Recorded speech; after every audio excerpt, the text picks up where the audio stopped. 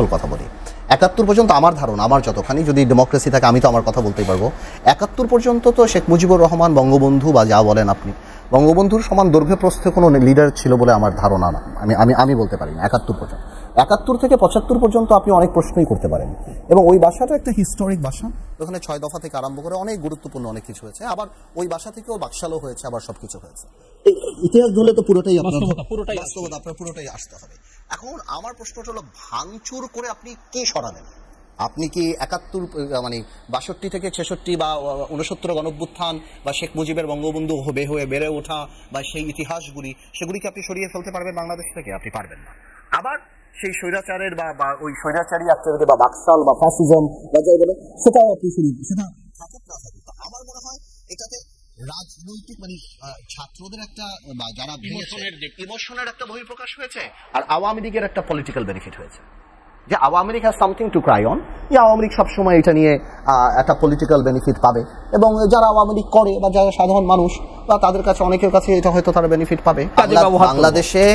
বাংলাদেশে এটা কি আপনি অস্বীকার করবেন যে বাংলাদেশে অনেক মানুষ নাই যারা ৭১ পর্যন্ত ওনাকে বঙ্গবন্ধু ডাকে? তো এটা তো আপনি অস্বীকার করতে পারবেন না। আবার ৭১ থেকে ৭৫ পর্যন্ত ডাকে, আবার অনেক ৭১ পর্যন্ত ডাকতে চায় না, প্রথম থেকেই অস্বীকার করে। করতেই পারে, এটা তো গণতন্ত্র, আপনিও করতে পারেন, আমি করতে পারি, আমরা কে করি না করি এটা তো আমাদের পার্সোনাল ব্যাপার। বাট আমার কথা হলো, যেই লোকগুলি শেখ মুজিবুর রহমানের কোনো কন্ট্রিবিউশন কি মানতে চায় না, তারা হয়তো যে খুলেই আসছে, যারা আবার মনে করে যে এই বাড়িটা ভাঙা উচিত না, যে আমার করাপশনের জন্য, আমার দুর্নীতির জন্য, আমার গণতন্ত্র হত্যার জন্য, এখন আপনি আমার বাবার খবর ভেঙে ফেলবেন, ভোলাতে যায়, আবার অনেকে এভাবে চিন্তা করেন। আপনি আমার কথা বুঝতে পারছেন জিনিসটা? তো এক একজনের এক একটা চলছে। এবার আমি যদি আপনি মনে করেন, যখন আপনি পড়তে দেখেন, ভাঙতে দেখেন, এই করে দেখেন ভাই, আমি রাজনীতি করি, আমি রাজনীতির কথা বলি, আমি মনে করি আওয়ামী লীগ পলিটিক্যাল বেনিফিটটা পায়। ছাত্ররা যে রাগ হয়েছে, ছাত্র যা ওই সময় যে সারা বাংলাদেশে রাগ হয়েছে, এবং কোনো অনুশোচনা নাই, ওই ৬ মাস পরে এসে যে বক্তব্যটা দিল আওয়ামী লীগের সভানেত্রী, যে একটা বারও করা হত্যার কোনো বিচার, কোনো কিছু নেই, যথেষ্ট রিজন আছে ছাত্রদের রাগ হওয়ার। এটা না যে ছাত্র রাগ হওয়ার যথেষ্ট রিজন আছে, যে তারা রাগ হয়ে এই কাজটা করেছে, এবং যে আগুন জ্বলছে খুবই স্বাভাবিক, যারা মারা গিয়েছে, যারা করেছে তারা করেছে। না, আমি রাইট আর রং এ যাচ্ছি না, আমি বলছি ডিফারেন্ট স্কুল অফ থট আছে, বাট পলিটিক্যাল বেনিফিটটা আওয়ামী লীগের হয়েছে।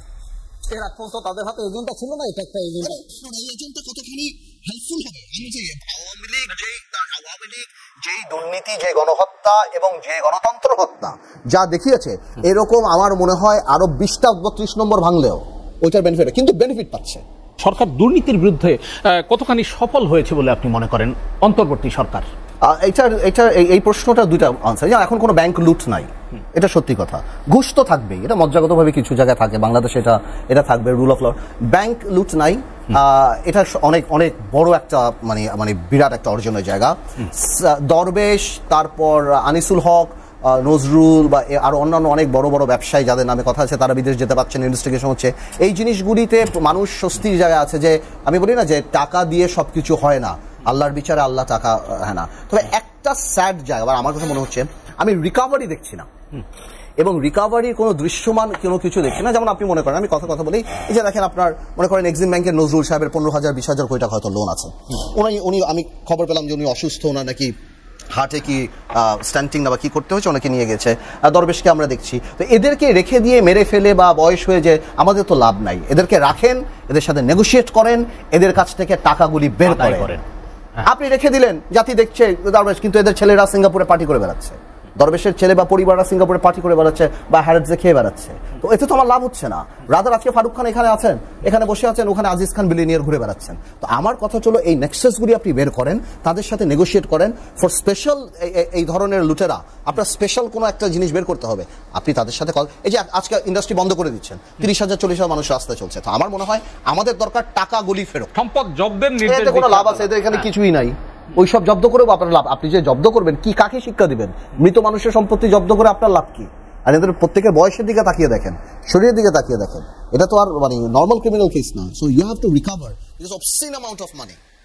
আপনার এই টাকাটা তো রিকভার করতে হবে। মানে প্রসিজার করতে হলে ওনাদেরকে ওই আলাপে যেতে হবে, বা ওনাদের আত্মীয় স্বজন, ওদের সন্তান, যে ভাই this is what is happening, তোমরা বেনিফিট পাবা না, কিন্তু এইটা হলে এটা পাবা, অ্যাটলিস্ট তোমাদের ফ্যাক্টরি চলবে বা তোমরা বেতন দিতে পারবা। কারণ এই লোকরা যদি রাস্তা, আপনার মনে নাই ভ্যাকসিন লোক রাস্তায় নেমে যাচ্ছে, রাস্তায় আপনি কি করবেন? আপনার কি অবস্থান আছে? প্লাস আপনার জনসম্পৃক্ত মন্ত্রী না, আপনার ব্যবসায়িক মন্ত্রী, জনসম্পৃক্ত না। আপনার যে মন্ত্রী উনি যখন আপনি কয়টা ব্যবসায়ীদের সাথে কথা বলছেন, কতজনের সাথে কথা বলেন? এই যে আমরা কয়েকদিন আগে খবর পেলাম যে ওষুধ, ভাই সরি আমি একটু ওষুধ শিল্পে নাকি ওই যে বেসিক ওষুধ সব ওষুধের নাকি দাম কমাতে হবে। অনেক ওষুধ আপনি মার্কেটে পাবেন না। আপনি যদি হঠাৎ এই চিপ পপুলারিটি পাওয়ার জন্য যে সরকার ওষুধের দাম কমেছে, আপনি অনেক কিছু আপনি মার্কেটে পাবেন না। এরকম করে আপনি যত ব্যবসায়ীদের সাথে কথা বলেন তারা নির্মূলে কান্নাকাটি করে যে ভাই আমরা তো কথা বলার জায়গা পাচ্ছি না। সেই জনসম্পৃক্ততার অভাবে অর্থনীতি, দুর্নীতি এগুলি তো সব ইন্টাররিলেটেড। তবে এটা একটা ভালো জিনিস, নিয়ন্ত্রণ করতে পারছে না।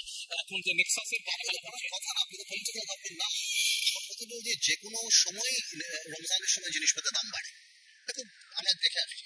দেখুন আমি জাস্টিফিকেশন দিচ্ছি না, বাড়ে, এবার আরো বাড়বে, হয়তো আরো বাড়বে, কারণ আপনি তো পলিটিক্যাল গভর্নমেন্ট না। আপনি যে 5 জনকে ডেকে এনে বলবেন যে তোমরা চিনির দামটা কমাও, তোমরা এটা করো, তোমরা সেটা করো, আপনি তো পাচ্ছেন না। ম্যাক্সিমাম ব্যবসায়ীরা তো ভীত, বড় বড় ব্যবসায়ীরা তো ভীত।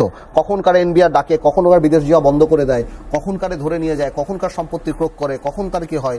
নট নেসেসারি, সাধারণভাবেই তো কথায় গত 17 বছরে তো আওয়ামী লীগ সরকারের সাথে সবাই সম্পর্ক মেনটেন করছে। কেউ একদম আওয়ামী লীগ সভানেত্রীর সাথে জান্নাতে যেতেও রাজি ছিল, কেউ আবার একদম তাকে মা বানিয়েছে, জননী বানিয়েছে, আবার কেউ ভাজ দিয়ে দিয়ে দিয়ে দিয়ে দিয়ে উনি ওনার ব্যবসা করেছে। তো আপনার বের করে নিয়ে আসতে হবে। সবাই যদি একটা প্যানিক স্টেজে চলে যায় তাহলে আপনার তো ভেঙে পড়বে। তো আমার মনে হয় সরকারের এই জনসম্পৃক্ত যারা আছেন তাদের সাথে কথা বলে এরকম একটা কাউন্সিল করে, যাতে করে জিনিসপত্রের দাম সহনীয় পর্যায়ে রাখা যায়। খেজুর কি পরিমাণ আসছে, বুট কি পরিমাণ আসছে, ছোলা কি পরিমাণ আসছে, বেগুন কি পরিমাণ আসছে, এগুলি যাতে সরকারের একটা আলাদা কমিশন বা আলাদা করে এটা দেখা উচিত। Because hungry man is angry man. তো আপনি যদি খাওয়া না পান, আপনি যদি যে অবস্থা, তাহলে কিন্তু স্থিতিশীলতা আবার নষ্ট হবে। দেখুন আমি তো এই অনুষ্ঠানে ছিলাম, উনি কিন্তু প্রথম বক্তৃতাটা খুব ভালো দিয়েছেন। বক্তৃতাটা উনি যেভাবে বলেছেন যে 1400 মানুষ মারা গিয়েছে এই ছাত্র জনতার এই যে স্যাক্রিফাইস, 15 বছর 17 বছর যে দুর্নীতি বা সবকিছু মিলিয়ে, এবং কোনোভাবেই জানি আমাদের কোনো কর্মকাণ্ডে এই জিনিসটা কোনোভাবে আন্ডারমাইন না হয়। সো এই কথাটা অ্যাকচুয়ালি যাতে আবার বলে না রিইউনাইটি, বা আমাদেরকে আবার রিভিজিট করানো যে আসলেই 5ই আগস্টের আগে কি পরিস্থিতি ছিল, আমরা যখন জেলে ছিলাম, যারা বাইরে ছিল, এই জিনিসটা আমরা তো ভুলে যাই জিনিসগুলি, যে আমরা খুব ক্ষুধার্ত হয়ে যাই আমরা নিজেরা। বাট এরপরও উনি আরেকটা কথা বলেছেন যেটা আমার কাছে মনে হচ্ছে যে 6টা কমিশন যে করেছে, যে রিপোর্টগুলি দিয়েছে, কে কতখানি আমরা এটা নিলাম না নিলাম, আমি যেটা বুঝতে পেরেছি যে এই প্রথম মনে হয় একটা রিপোর্ট করা হয়েছে without political interference. So he termed it as যে এটা জাতির জন্য একটা অ্যাসেটের মতো, যে এটা যদি আমরা মেনে চলি will have a better Bangladesh. কে মানবো না মানবো সেটা পরের কথা, বাট উনি এই ওনার কমিশনের এই জিনিসটাকে বলেছে যে আমরা এটা একটা।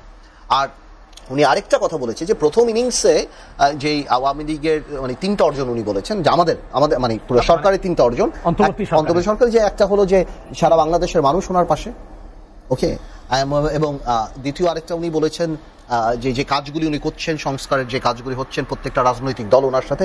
তৃতীয় যেটা জাতিসংঘ যে এন্ডোর্সমেন্টটা দিয়েছেন এই গণহত্যাকে, যেটা বলেছেন যে আসলে কারা জড়িত।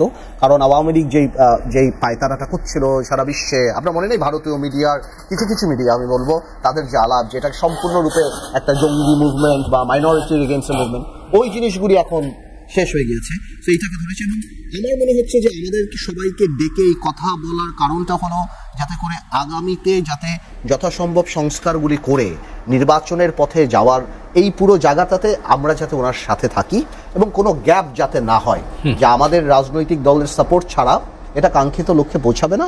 এই জন্য উনি আমাদেরকে সবাইকে একসাথে ডেকে এরকম একটা অ্যাটমসফিয়ার ক্রিয়েট করতে চেয়েছেন যে আমরা পাশে ছিলাম, জনগণ পাশে ছিল, তাই উনি এটা অ্যাচিভ করেছেন।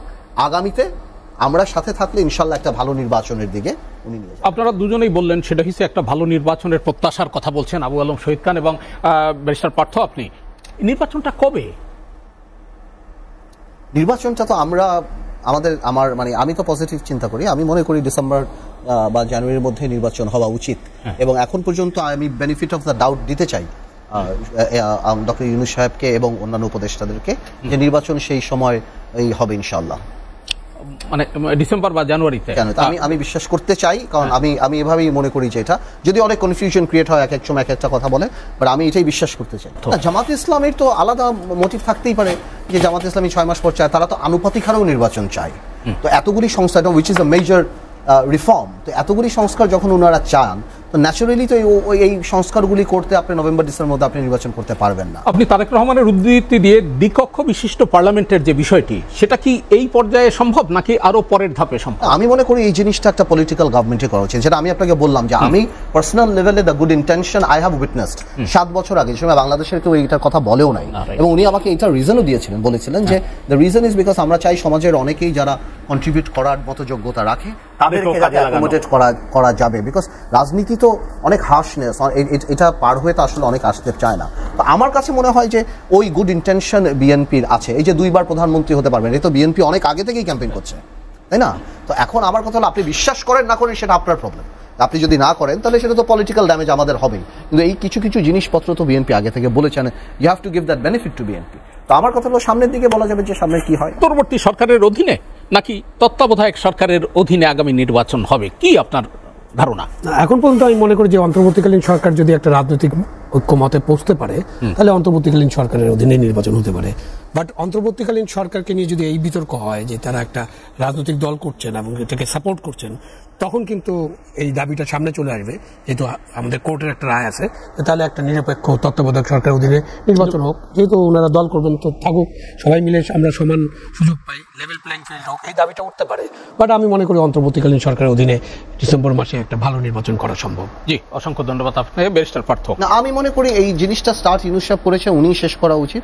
অন্তর্বর্তীকালীনই অ্যাকচুয়ালি আপনার তত্ত্বাবধায়ক রূপ নিতে পারে, ওকে, আরো আনইম্পর্টেন্ট মন্ত্রীদেরকে বাদ দিয়ে ক্রুশাল মন্ত্রীদেরকে নিয়ে উনার হেডিং, মানে উনি হেডেড বাই প্রফেসর ইউনুস, এবং এটা এই তত্ত্বাবধায়ক সরকার হতে পারে, অন্তর্বর্তীকালীন সরকারি তত্ত্বাবধায়ক সরকার মানেই তো আপনার focus is only on election, right? Okay, তো আপনার এই কারণেই আপনি সেটা করতে পারেন। সেখানে ক্যাবিনেট আবার রিশেপ হতে পারে, ক্যাবিনেটে নতুন কেউ আসতে পারে, বা যারা এই ব্যাপারে এক্সপার্টিজ আছে তারা আসতে পারে। আর আমার মনে হয় ইউনুস সাহেবের প্রতি যখন এই জিনিসটা আসছে, আমরা সবাই ওনার পাশে দাঁড়িয়েছি, এবং এটাও বাস্তব মানতে হবে আজকে ওনার সমান স্ট্যাচার কোনো কেউ তো নাই আন্তর্জাতিকভাবে থেকে আরম্ভ করে সব জায়গা থেকে আরম্ভ করে। আমার মনে হয় এই should be given the benefit of the doubt, because এখন পর্যন্ত মেজর কোনো কিছু তো আমরা দেখতে পাই। জি, আবু আলম শহীদ খান, আমরা অনুষ্ঠানের একেবারে শেষ পর্যায়ে, যদি আপনি কিছু শেষ কথা বলতে চান। না, আমাদের কথা তো শেষ হবে না, কথা চলতেই থাকবে। আজকের জন্য শেষ কথা হচ্ছে যে আজকে তো 21শে ফেব্রুয়ারি, 21 আমাদের অহংকার, এবং 21 মানে কিন্তু একটা গণতন্ত্রের সংগ্রাম।